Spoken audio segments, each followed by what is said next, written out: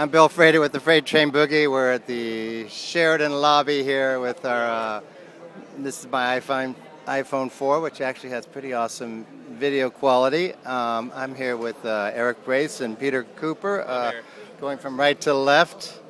That's Peter.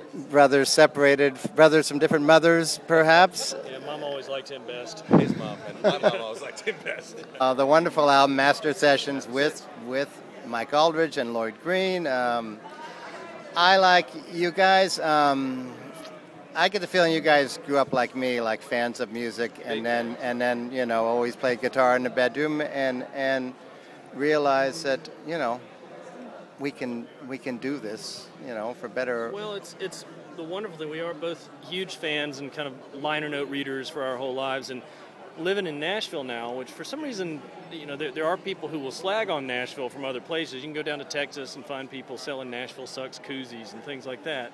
And I think really, because to me, this is a town where you can call Lloyd Green up and 15 minutes later he's at the studio with his steel guitar. This is a place where, you know, you see John Prine in the Target store parking lot. I also like that you guys seem to honor the craft of songwriting. You know, you write great songs, but you also honor people like Tom T. Hall or John Hartford.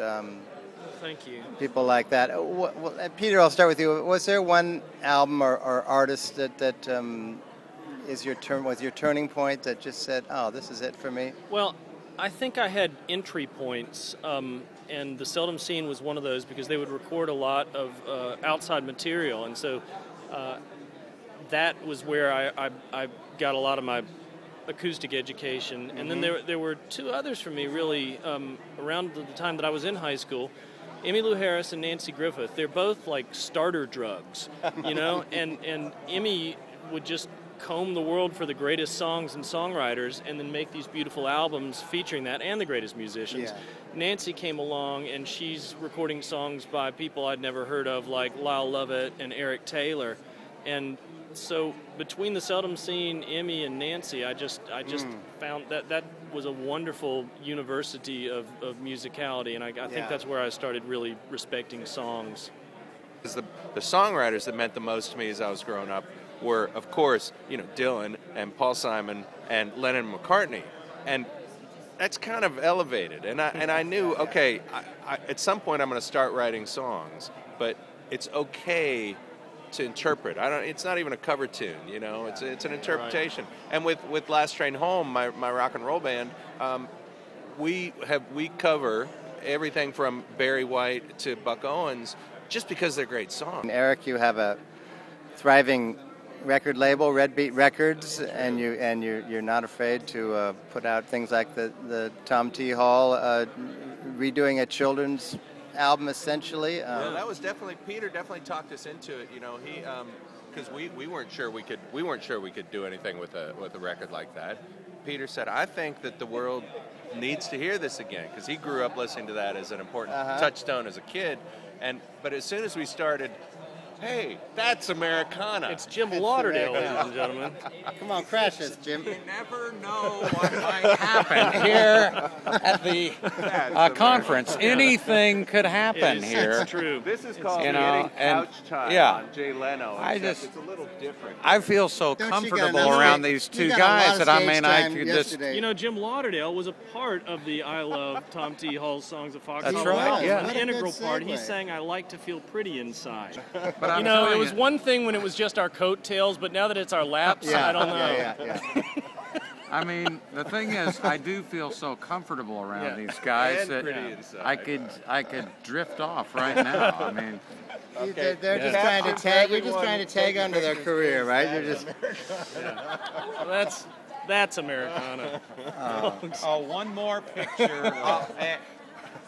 Here, one more. I suppose. Wow. This is going to be in the Americana Inquirer. This will be great.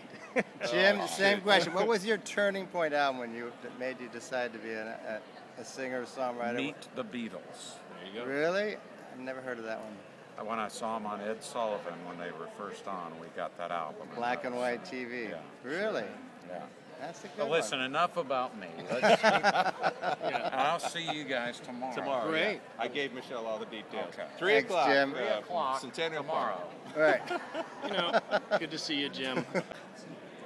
People gripe a lot. I've heard people griping about the road and the, you know, this tough They life, write songs this long about and it. this. That hard, lonesome road. Yeah, man.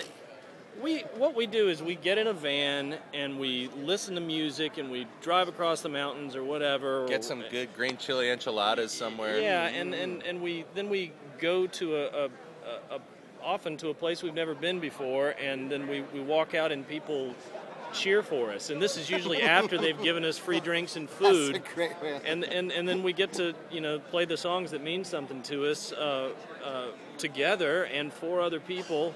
And then you know, go to sleep in some hotel room. It's not that bad a gig. Next time you hear somebody doing that Right. The Road's So Whining Hard about- song, yeah. Right. just call them on it. It's like, folks, you don't realize how hard this really is. You can see this life is wearing on us. You know? Well, best of luck to both of you guys. Thanks, Pleasure. Bill. Thanks for coming. Enjoyed it. Thank you. See you down the road. I'm Bill Frater, the Freight Train Boogie. Eric Brace and Peter Cooper heading out.